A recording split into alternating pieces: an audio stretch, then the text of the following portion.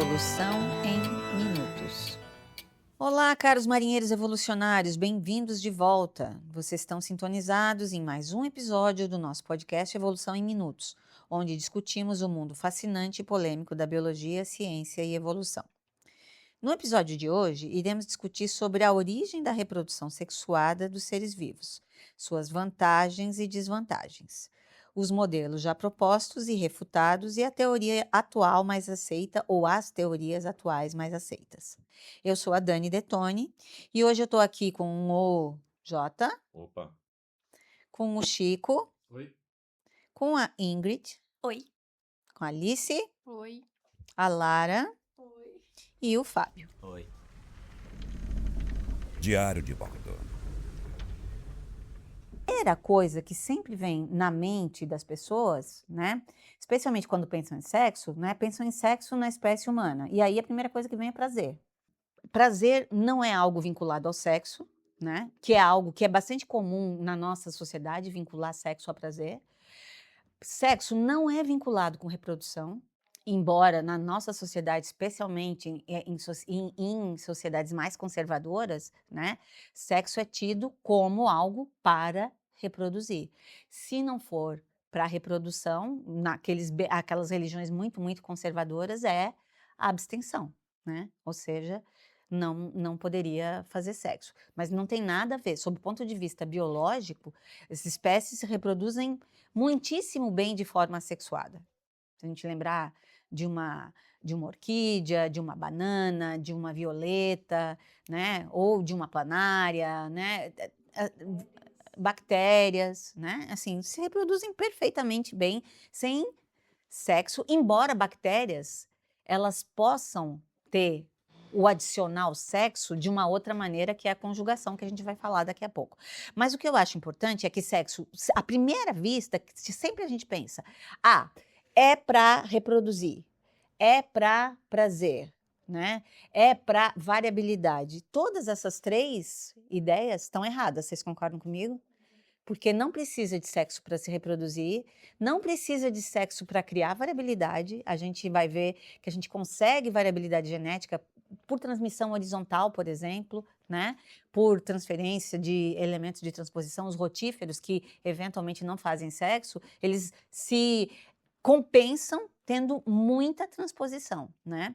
Mas tem vários outros mecanismos de conferir variabilidade genética, né? E tem algumas espécies, inclusive, que ao invés de ter prazer, elas podem ter uma experiência até negativa no sexo, mas mesmo assim elas não deixam de fazer.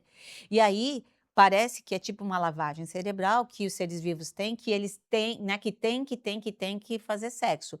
E aonde que estaria isso? Nos nossos genes.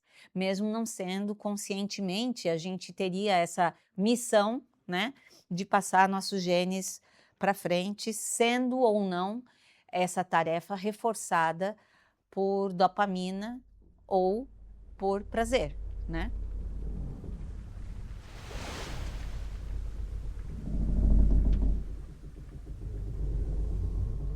Então, se a gente pensar, né, a gente sabe que a reprodução sexuada, evolutivamente, ela veio posterior à assexuada, certo? Então, primeiro era as células, indivíduos celulares se reproduziram assexuadamente. E aí, o que acontece? Quando apareceu a reprodução sexuada, a gente tem que imaginar que houve uma competição entre os dois estilos de vida, né? Por que a reprodução sexuada teve esse sucesso de se espalhar por quase todos os eucariotos? E mesmo, como a gente estava discutindo na semana passada, né, que alguns que quase a vida inteira se reproduzem assexuadamente, mas em algum momento da sua vida eles têm uma reprodução sexuada para garantir uma variabilidade e que, coincidentemente ou não, ocorre em momentos de estresse ambiental, onde a variabilidade seria muito bem-vinda. A questão maior é, se a gente for considerar, então, assexuada versus sexuada, né, a gente só teria prejuízo para a reprodução sexuada. Primeiro, porque a gente teria procura por parceiros, né? Gastar energia. A gente teria infecções sexualmente transmissíveis, que poderia trazer doenças, causar morte e tal. E a gente teria o duplo custo do sexo, que foi o que o Maynard Smith colocou, que é, se eu tivesse uma população só de fêmeas, eu conseguiria o dobro do número de indivíduos do que se eu considerar um casal para ter um filho. Eu tô 2 para gerar um.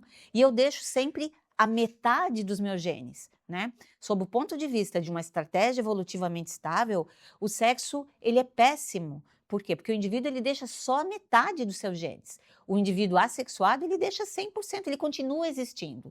Não é à toa que a Margulis dizia, quando a evolução criou o sexo, ela criou a morte.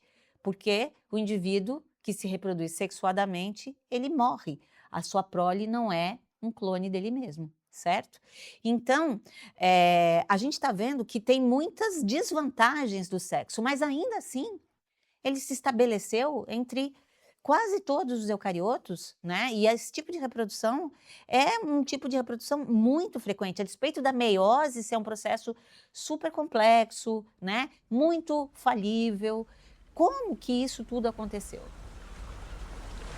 Terra Vista! Não, então, acho legal a gente trazer primeiro as primeiras teorias que foram propostas para explicar por que, que a reprodução sexuada existe, né? A Dani trouxe aí os diversos problemas e as diversas desvantagens, né, que a reprodução traz em comparação com a reprodução sexuada. E aí uma das primeiras teorias, que é do August Weismann, ele foi apelidado do Vicário de Bray, o Vicar of Bray, que basicamente dizia que a reprodução sexuada ela gerava variabilidade para o grupo. Então, a espécie, né, porque ainda era uma questão de seleção de grupo, a espécie se beneficiava em conjunto se quanto mais variabilidade tivesse, né? A história do bem da espécie, né? Como se isso pudesse ser visto pela seleção sexual, pela seleção natural logo em seguida, né? Isso, e aí a história do vicário, desse vicário de Bray, que é um personagem fictício, na Inglaterra eles chamam de vicário, né? Mas na verdade são padres, né? É um vigário. É vigário, não é No vicário. Brasil se chama vigário, né? Então, é desculpa. o que conduz uma arquidiocese. Isso aí. É que esse tal de vigário de Bray, ele... Porque na Inglaterra tinha muito problema religioso, né? Com a questão protestante e católica. E aí esse cara foi acusado de simplesmente mudar a casaca conforme a religião do monarca inglês. Então ele passava de protestante para católico, católico para protestante para católico, só para conseguir sobreviver. E aí a ideia é justamente que as espécies teriam essa variabilidade para ficar toda hora se adaptando ao ambiente. Então, e aí enquanto a reprodução assexuada, ela precisaria que as mutações benéficas, né, que não seria só uma, precisaria de várias mutações benéficas, elas acontecessem num indivíduo só ou numa linhagem só. No caso da reprodução sexuada, daria diversas oportunidades para essas mutações benéficas encontrarem um indivíduo só. E aí a primeira refutação dessa hipótese veio com o registro fóssil, né, que mostrava que a maior parte do tempo as espécies, na verdade, ficavam iguais, elas não mutavam.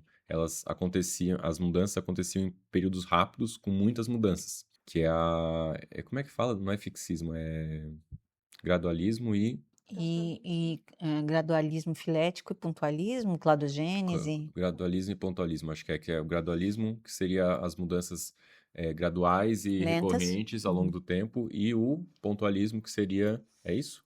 Períodos de estase longos e depois curtos períodos de grandes mudanças. Isso, que era o que a gente conseguiu ver no registro fóssil. Uhum. E aí essa ideia do Vicário de Bray, vigário na verdade, ela ganhou força com a publicação de um livro do Wayne Edwards, que ele que ele explica assim, ele elucida pela primeira vez o pensamento mais ou menos corrente que estava na cabeça das pessoas sobre a evolução ser sempre para o bem da espécie, para o bem do grupo, né? Então ele traz um exemplo de populações de bando, tipo passarinho, que os passarinhos teriam consciência do tamanho da população deles para eles terem menos filhos conforme a população fosse aumentando, né? que tem a ver um pouco com aquela da tragédia dos comuns, né, que a Dani comentou. E aí, obviamente, essa hipótese da teoria de grupo, ela já foi há muito tempo refutada, né? A gente hoje trabalha muito mais com a sobrevivência do indivíduo, não da espécie como um todo. A gente já viu em outros episódios, né? Acho que até recentemente no episódio sobre memética, a gente falou sobre os genes egoístas e como hoje as teorias sobre evolução e seleção natural, elas focam muito mais, nem mais no indivíduo, mas nos próprios genes, né? Os genes como os fatores da seleção. Ou seja, passou do grupo para o indivíduo e do indivíduo para o gene. Outra teoria também é a tal da catraca de Hermann Müller, catraca de Müller, que dizia que as espécies que se reproduzissem assexuadamente, como a linhagem delas seria uma linha reta, assim, as mutações deletérias seriam acumuladas, né?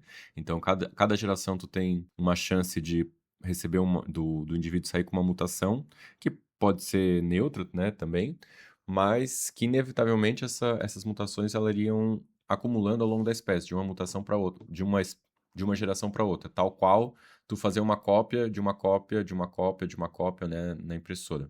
E aí a reprodução sexuada ela seria uma filtragem, porque daí você gera a recombinação e aí os indivíduos que carregassem essa mutação, que carregassem as mutações deletérias ou maléficas, eles seriam excluídos, né? E os que não carregassem seriam selecionados. Só que o problema é que a vantagem da reprodução sexuada por esse modelo é muito, muito pequena, né? Então você precisaria de várias gerações para que para que os efeitos deletérios das mutações se acumulassem e tu finalmente tivesse uma vantagem da reprodução sexuada para a sexuada. Enquanto isso, um indivíduo assexuado, em todo esse tempo, ele teria gerado milhões de gerações, milhões ou milhares, e o indivíduo sexuado com reprodução sexuada teria ficado para trás. Então a vantagem a vantagem de tu remover essas mutações deletérias não bate com as outras desvantagens do sexo, né? Tu não teria mais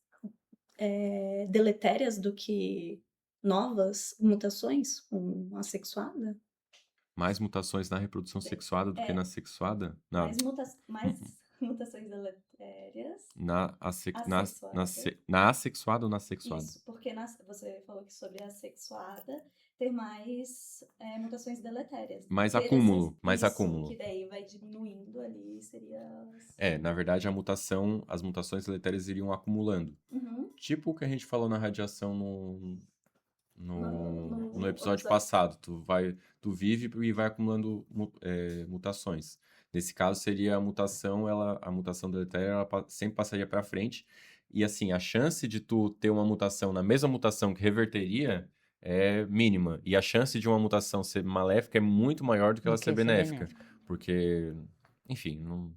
uma mas questão estatística. dela também se espalhar pela população inteira, a chance é pequena. Então, assim, é muito mais provável que ela seja perdida, né, por deriva e não se fixe, né? Então, assim, essa questão da amostragem populacional, ela é bastante importante, né? Mas... percebam, o modelo do Miller, ele foi proposto num tempo em que a gente pensava que a seleção natural era o principal fator evolutivo. Se a seleção natural é o principal fator evolutivo, então as populações são grandes, né? E aí elas evoluem de uma maneira muito lenta e gradual. Se as populações não fossem tão grandes, a gente pensaria que não só a seleção natural seria importante, a gente pensaria em deriva genética também, e aí a gente pensaria numa evolução mais rápida podendo acontecer também, né?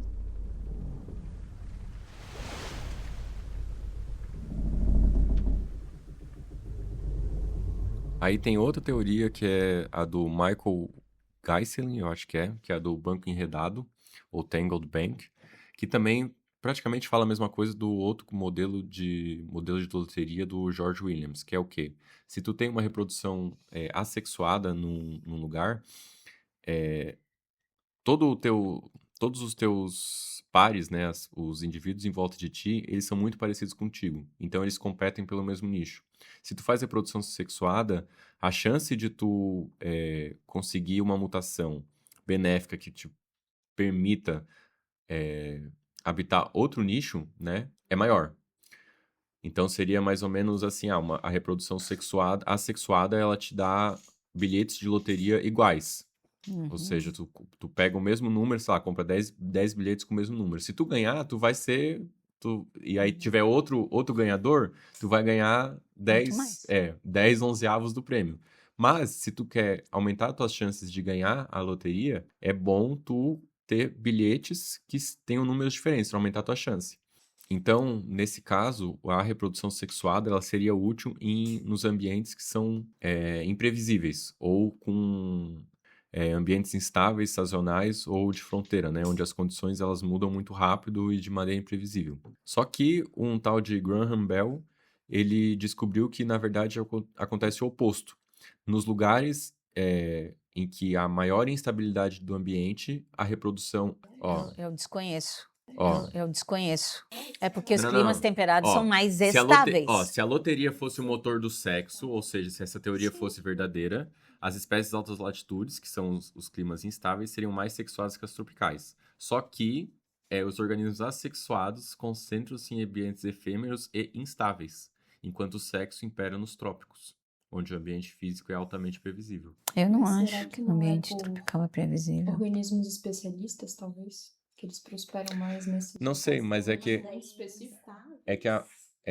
a teoria dele está prevendo isso, que Sim, se eu fosse entendi que a ideia a teoria dele é essa, né? se tu vai em um lugar que é imprevisível, ou seja, que o ambiente muda, né, muito rápido, tem chance de mudar, vale mais a pena tu ser assexuado. Sexuado, vale mais a pena ser sexuado, porque se ele muda, tu precisa de variabilidade para mudar. Agora, se o ambiente é estável, tu quer manter a tua linhagem igual, tu não quer ficar inventando moda, certo? Tu quer que teus filhos sejam igual a tu, porque provavelmente o nicho vai continuar o mesmo. Só que se tu vai olhar, na verdade é o oposto. Os lugares que são mais instáveis têm mais reprodução assexuada. Eu dei um IA aqui só para... Tá. Tá? Aí aqui, não, eu botei em ambientes temperados, mais instáveis, a reprodução assexuada é predominante. Daí, assim, em 10 sites diz, não, a reprodução assexuada não é predominante nos ambientes temperados. De forma geral, na natureza, a reprodução sexuada continua sendo a estratégia principal para a maioria dos animais e plantas nesses ecossistemas. No entanto, a instabilidade climática dos ambientes temperados dita dinâmicas reprodutivas muito específicas e intrigantes. Ali no livro ele traz exemplos tipo de pico de montanha. Então, se tu olha a estratigrafia da montanha, tu vai ver que as plantas mais altas fazem reprodução assexuada e as plantas mais de baixo, no ambiente mais quente, né? Elas fazem predominantemente reprodução sexuada. É que Então, tem eu aqui a acho questão do encistamento também, tipo, de algas, que elas É. sentem a perturbação do ambiente como sinal de fazer a reprodução sexuada para Não, criar o cisto. Não, então, mas eu acho que faz sentido, na verdade. Eu Ok. acho que Também uma tem aquela questão de parte- especialização também, né? Dos objetivos compartilhados. Exatamente, eu acho que é isso, porque ele é um ambiente muito instável, então o organismo ele é muito especializado para aquilo ali. Então qualquer modificação no ciclo dele mataria ele. Sem falar que tem uma coisa da nível de biodiversidade também, né? Que, tipo, nos trópicos tem uma concentração inúmera, assim. Então deve ter mais competição também. Mas, espécies. exatamente. Precisa ter variedade Mais espécies que pra ocupam o mesmo continuar nicho. relevante. Isso aí. Aqui ele fala assim, ó, E mais indivíduos também, né? Porque no ambiente mais quente, tu tem mais disponibilidade de recurso, Essa né? maior densidade. Maior densidade populacional. Reprodução sexuada num lugar difícil de sobreviver vai precisar de mais recurso. Então, clonar seria a resposta fácil. Assim. Talvez de encontrar também pares também, pra conseguir fazer a produção sexual. Fica mais difícil em ambientes, eu imagino, né? Em ambientes de... Congelado. Congelado é difícil encontrar outro. ele diz assim, ó, que nesses ambientes a reprodução sexuada seria favorecida por causa a recombinação e segregação gera variabilidade, e a variabilidade assegura que diante de um inverno atipicamente rigoroso ou de uma nova praga primaveril, ao menos parte dos indivíduos consiga sobreviver. Então ele está indo pelo lado da Red Queen, tu entendeu? Ele não Sim. está indo por outro lado.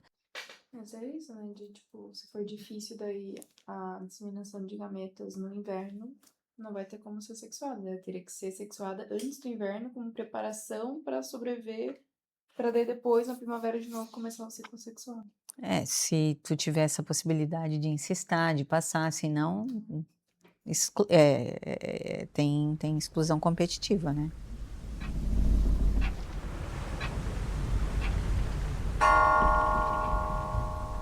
Então, quando a gente começa a pensar sob o ponto de vista molecular, a gente começa a perceber que o sexo é algo bastante mais complexo do que apenas deixar prole, né? E aí entra também uma questão filosófica, né? Que o Matt Ridley, ele cita quando ele discute a teoria do Red Queen, né? Que é uma teoria que foi proposta na década de 80 pelo... Me ajudem aí o nome do cara. Leigh Van Halen. Leigh Van Valen, né? E que o que ele fez foi fazer uma analogia, né? Comparando a Alice no País das Maravilhas, né? E a briga dela com a Rainha Vermelha. Em algum momento a Rainha Vermelha fala para ela que ela levaria ela precisaria de toda a força que ela tem apenas para se manter no mesmo lugar, né? E isso significa dizer que a seleção natural ela vai cobrar de ti toda a energia que tu tiver, não para tu melhorar, apenas para não morrer, né? Que é a perspectiva do parasita. Tu precisa de toda a variabilidade possível, tu precisa de todas as armas possíveis para se manter. Por quê? Porque quando tu cria uma fechadura nova, né? O parasita vai lá e ele muda a chave. E aí tu precisa mudar a fechadura para que ele não te invada novamente. Então, essa briga, né? É uma briga que gerou a seleção por variabilidade genética que, obviamente, não foi vista num primeiro momento em que a reprodução sexuada apareceu, mas foi vista quando os sistemas imunes começaram a se defender à medida que eles tinham maior variabilidade genética, né? Então, o sexo, sem dúvida nenhuma, ele traz isso. Por quê? Porque, como a gente viu semana passada, o sexo, ele, através do crossing over e do embaralhamento de cromossomos maternos e paternos, ele pode misturar variabilidades genéticas que antes estavam separadas. E aí a gente não precisa, num indivíduo, esperar que duas mutações ocorram por mero acaso num mesmo indivíduo, para que aquela variabilidade dupla, né, seja vantajosa e persista. A gente pode simplesmente, através de recombinação ou de segregação aleatória dos homólogos, a gente ter essa união.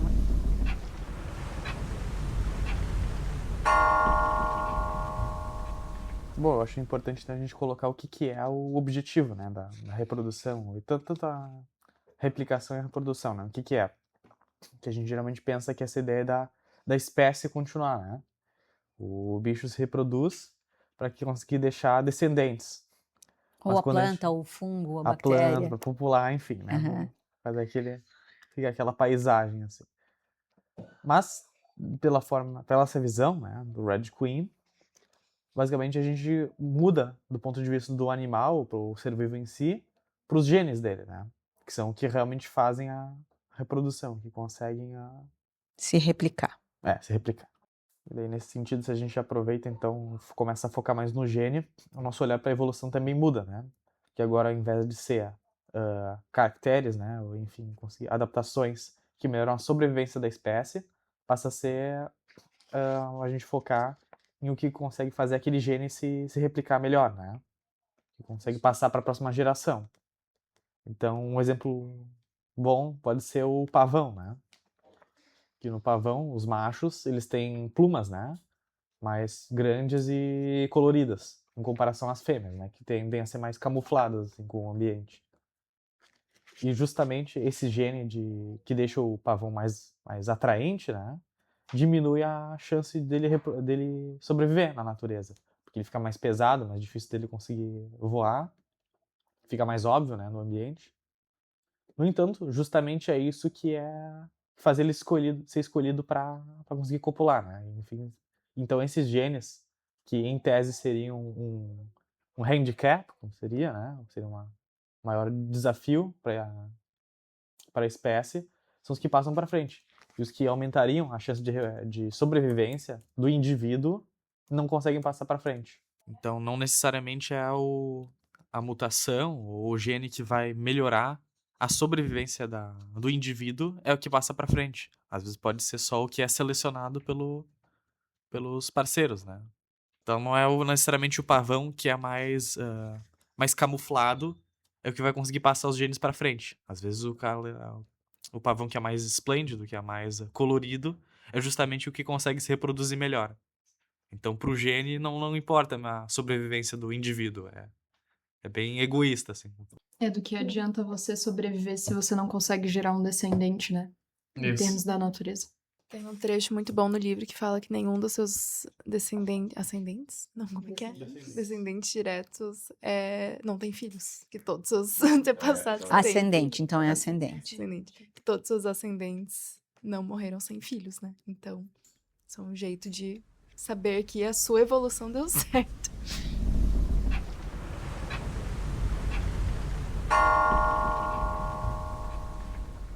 Em algum momento, o Ridley faz essa comparação. Eu acho que eu ainda não falei isso.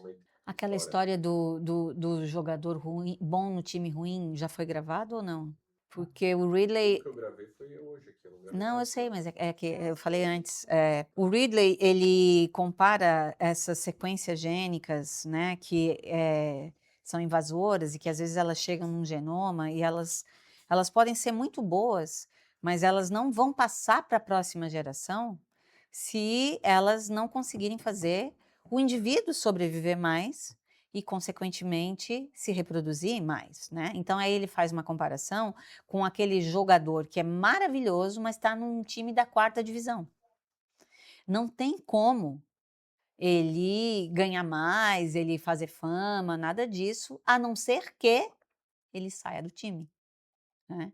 Então, essa é a ideia de elementos de transposição, de conjugação bacteriana e do sexo, né? Da gente misturar genomas, sair da divisão, sair daquela combinação que existia para tentar combinações novas que possam, né, eventualmente sobrepor a qualquer variabilidade que já esteja existindo, mesmo que não existe nenhuma linearidade no processo, no sentido de que, agora com o sexo, os indivíduos vão conseguir se adaptar a qualquer ambiente. Não existe mutação directiva nesse sentido, né?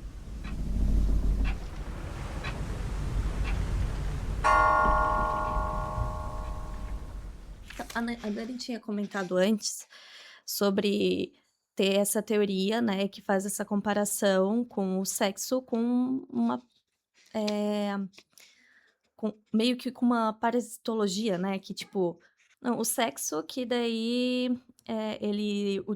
o indivíduo utiliza do sexo, né, para poder ter essa variabilidade para ter o antídoto, né, para certas doenças. Então, mas a mitocôndria, tudo, como ela disse antes, quando eles estão juntos, né, em mitocôndrias diferentes, com genes diferentes, eles acabam se combatendo. O que tu estavas falando, não é?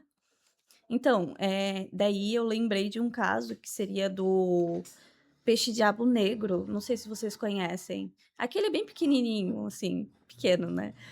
Que vive em ambiente bem no fundo do mar, né? E, basicamente, as fêmeas, elas têm mais ou menos uns 20 centímetros. E os machos, eles meio que eles parasitam as fêmeas. Que daí eles se unem às fêmeas, eles se fundem às fêmeas e vão passando ali os espermatozoides, né, agindo realmente como se fosse um parasita. Eu achei muito interessante isso quando eu vi, sabe? Porque, basicamente, o que a Dani estava falando sobre sexo, ali não é naturalmente sexo, né? É uma reprodução sexuada. Sexuada, envolve mas- gametas. Envolve gameta, só que não há sexo. Ele tá ali junto, né, com o corpo da fêmea e Nesse caso, o macho atuaria mais como um reservatório de esperma, né? Para que a fêmea consiga fecundar aí e fazer o máximo de prole que conseguirem. É uma situação de mega especialização, né? Talvez por esse nicho, esse peixe aí é o tal do anglerfish, né? Que é o que tem o anzol com a luzinha na ponta. Isso. Então é um ambiente super específico, um nicho super específico, né? De fundo do mar, de escuridão. E aí eles se especializaram para isso, né? Uma coisa super diferente.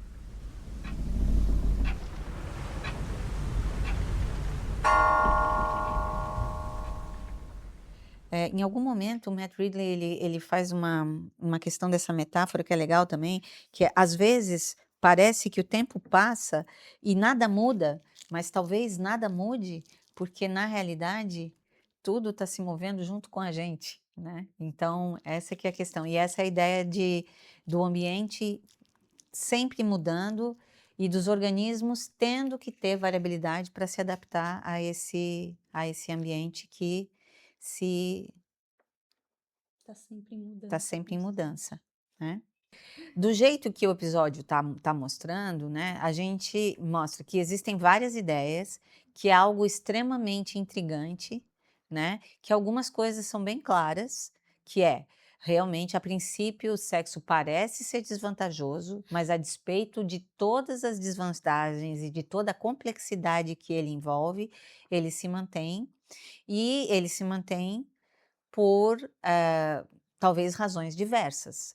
Dentre elas, né, ele pode ter se originado como um mecanismo de reparo, mas quando se estabeleceu, depois de um tempo ele gerou variabilidade, essa variabilidade foi excelente para combater parasitas, foi excelente para combater adversidades ambientais que podem dizimar grandes populações e ficar poucos genótipos restantes e que daí, se a gente tiver alguma variabilidade, pelo menos um sobrevive, né?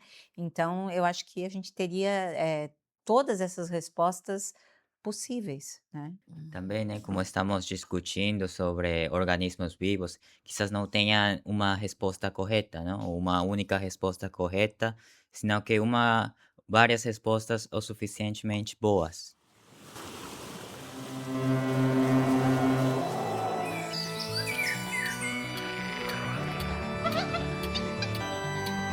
Evolução em